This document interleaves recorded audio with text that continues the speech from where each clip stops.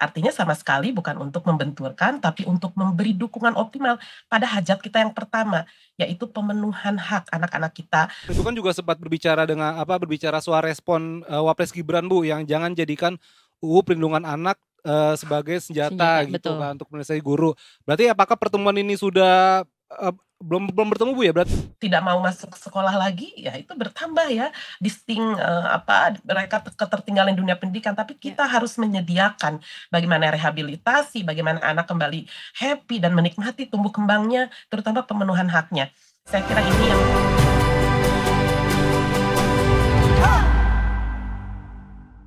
KPAI tadi, nah Detikers ini yang tadi kita sudah mention tadi, gua sama Pucut bilang soal itu yang tadi loh Cut, apa namanya?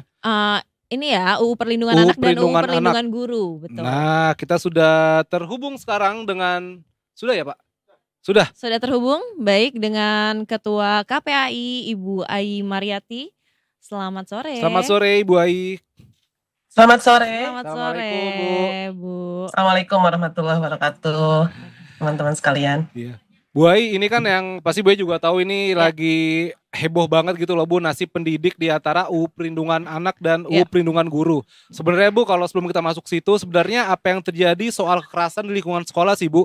Bisakah kita melihat kasus ini lebih luas begitu? Iya. Terima kasih ya. Pertama saya harus sampaikan bahwa hadirnya Undang-Undang Perlindungan Anak bukan semata-mata hanya merespon situasi kekerasan, tapi memastikan pemenuhan hak. Nah, pemenuhan hak ini kan hak pendidikan diantaranya ya, bagaimana anak-anak tidak boleh ada yang terlewat, mereka masuk di dunia pendidikan maupun keagamaan misalnya. Nah, kemudian situasinya itu di sekolah dan segala macam itu ada situasi-situasi yang harus direspon oleh aturan ya, diantaranya pola-pola pendisiplinan, kemudian maraknya tindakan kekerasan misalnya, lalu juga situasi yang mungkin berbeda ya, sosiokultural zaman dulu sama sekarang gitu ya, dan itu membutuhkan peran-peran dari seluruh pihak, dari keluarga, dari sekolah, dari guru, bahkan anak itu sendiri. Nah, kalau kita lihat memang angka kekerasan yang tertinggi itu adalah anak korban kekerasan fisik dan atau psikis diantaranya, lalu kemudian angka kekerasan seksual, perundungan, bahkan bertambah nih, ada intoleransi dan praktek-praktek diskriminasi. Ini kemudian yang direspon dengan sangat cepat oleh aturan perundangan, bukan hanya Undang-Undang Perlindungan Anak, tetapi aturan-aturan yang menjadi turunan, misalnya Undang-Undang Sisdiknas seperti Permendikbud ya 46 2023, ini yang kemarin diluncurkan oleh Menteri Nadiem Makarim, ber-MOU juga dengan salah satunya adalah KPAI untuk merespon, menjawab dunia pendidikan yang kerap ditemukan situasi dan kondisi kekerasan terhadap anak. Nah, setelah itu kita lihat hasil dari pengaduan di KPAI. Kita profiling hubungan antara pelaku dengan korban ini seperti apa. Dan disitulah terlihat, tergambar bahwa yang pertama dari orang-orang terdekat perilaku kekerasan itu, yang kedua dari pihak sekolah, yang ketiga dari aparat penegak hukum, dan yang keempat dari lingkungan lainnya. Ya, termasuk orang yang tidak dikenal misalnya, lalu masyarakat. Nah, ini yang menurut kami sudah ongoing proses, sudah on the track gitu, atau aturan perundangan ini. Artinya sama sekali bukan untuk membenturkan, tapi untuk memberi dukungan optimal pada hajat kita yang pertama, yaitu pemenuhan hak anak-anak kita masuk sekolah, aktif di sekolah, terjadi ya perubahan perilaku dan lain sebagainya. Nah, tentu saja juga pendekatannya tidak serta-merta secara agresif, misalnya satu-satunya pendekatan hukum, tidak. Tapi ada pembinaan, ada pengetahuan ya, dan juga saya meyakini sumber daya manusia guru ini cepat beradaptasi dengan aturan-aturan ini untuk memastikan bahwa ruang lingkup pendidikan itu sinergis, tidak saling berbenturan dengan perlindungan anak yang membutuhkan peran semua pihak tadi gitu untuk terpenuhi dan terlindungi dalam pendidikannya, demikian. Oke, baik. Nah, tapi untuk berdasarkan data yang dimiliki KPAI saat ini, apakah ada tren peningkatan kekerasan yang terjadi di sekolah yang melibatkan guru dan murid, Ibu? Ya, kalau saya boleh bilang ya, antara guru kepada murid ataupun murid kepada guru, kalau kita basis media itu kelihatannya bermunculan saja gitu ya. Tetapi memang yang harus saya sampaikan, yang lebih banyak tentu anak-anak kita oleh guru ya. Tetapi tentu saja sekali lagi ini yang menjadikan concern kita untuk sama-sama menyelesaikan masalah ini tanpa harus dibenturkan dalam aturan regulasi.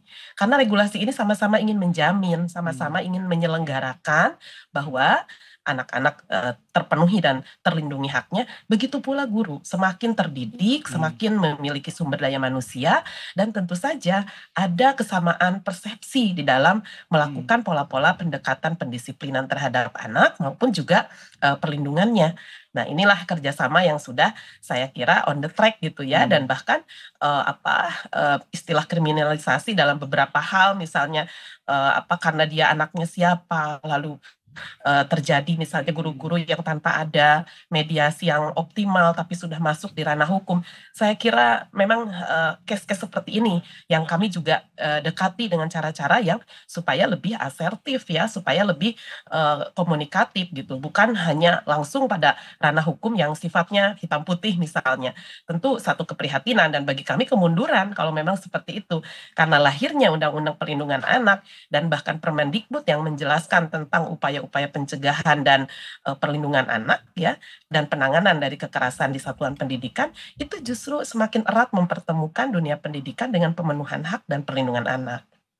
Berarti kalau begitu soal Ibu kan juga sempat berbicara soal respon Wapres Gibran Bu, yang jangan jadikan UU Perlindungan Anak sebagai senjata gitu betul. kan untuk menyelesaikan guru.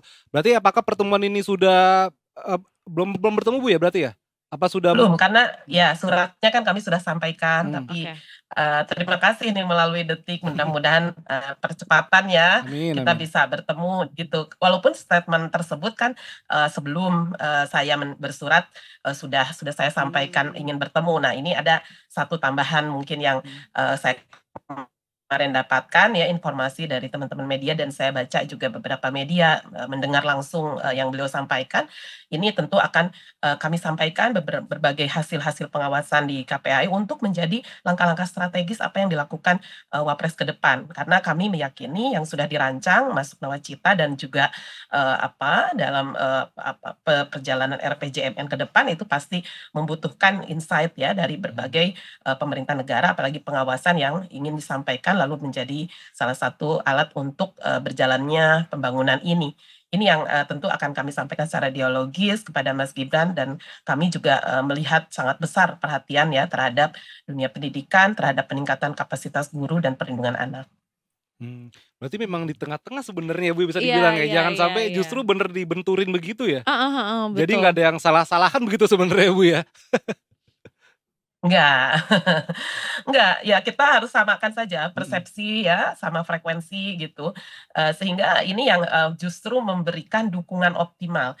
Kalau ingat Permendikbud misalnya 8 yang sebelum 46 lahir ini 82 ya di 2015 itu kan masih yang sifatnya kekerasan fisik gitu ya, peloncoan gitu, pemalakan ya, zaman-zamannya saya mungkin itu. Tapi kemudian kan bagaimana upaya ini diperbaharui karena melihat situasi dan kondisi.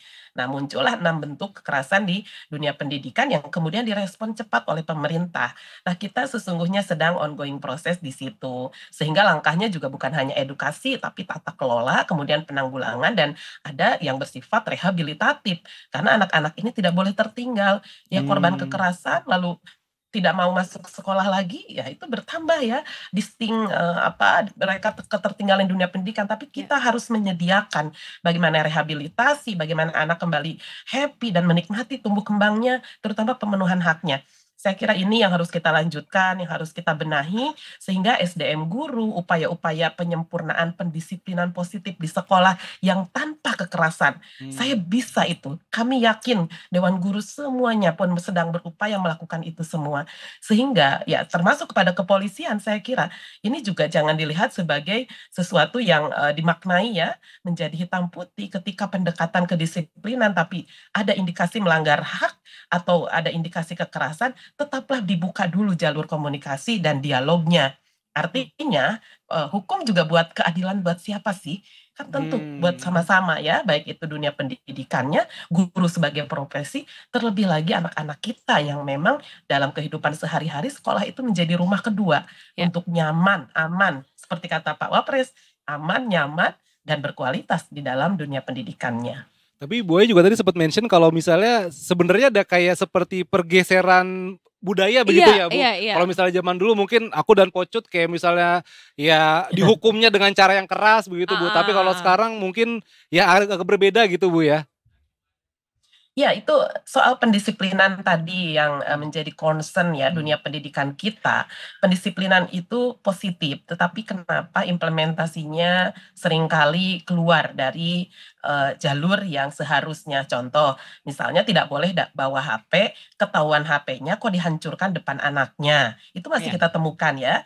Ada anak misalnya yang ada kutunya, sorry ini beberapa hari, lalu untuk menyelesaikannya malah digunduli gitu ya di beberapa tempat. Nah ini kan realitas yang di satu sisi gitu ya, di teori manapun mungkin betul ada semacam kekerasan psikis yang dialami oleh anak itu ya, karena melihat HP kesayangannya dihancurkan. Padahal tujuannya tadi supaya disiplin, nggak boleh bawa HP lagi di saat belajar.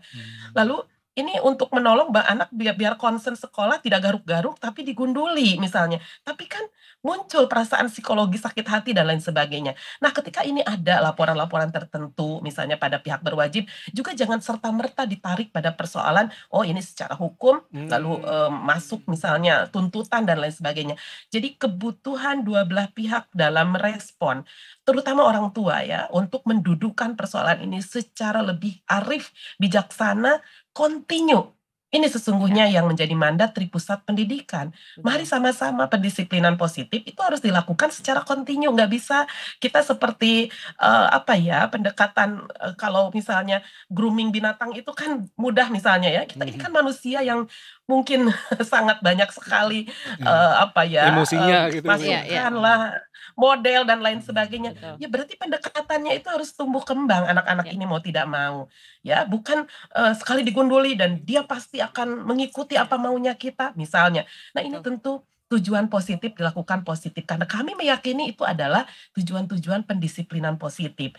Nah, perihal dunia pendidikan masih diwarnai pengaduan seperti itu, lalu situasi mungkin meningkat ya, ini ada kekerasan ringan, sedang, bahkan berat di atas sana, ini juga kerap kita temukan. Apakah sebaliknya Bu Ai? Apakah ada anak-anak juga yang melakukan tindakan yang melampaui batas, bahkan melakukan kekerasan kepada guru? Itu juga kami terlapor Mas, gitu ya Mbak ya. Tetap ada di antaranya. Tetapi kalau kita mau main-main data, ya harus saya sampaikan lah gitu ya. Mungkin 10 berbanding 1 berbanding 2 gitu. Karena relasi kuasanya kan jelas, di mana kita semua guru-guru ini orang dewasa dan mereka adalah anak-anak. Tetapi tanpa mengurangi esensi violence di dalamnya yang terus kita tekan dan tidak boleh tumbuh berkembang di dunia pendidikan, tentu mari sama-sama ada aturan, ada regulasi.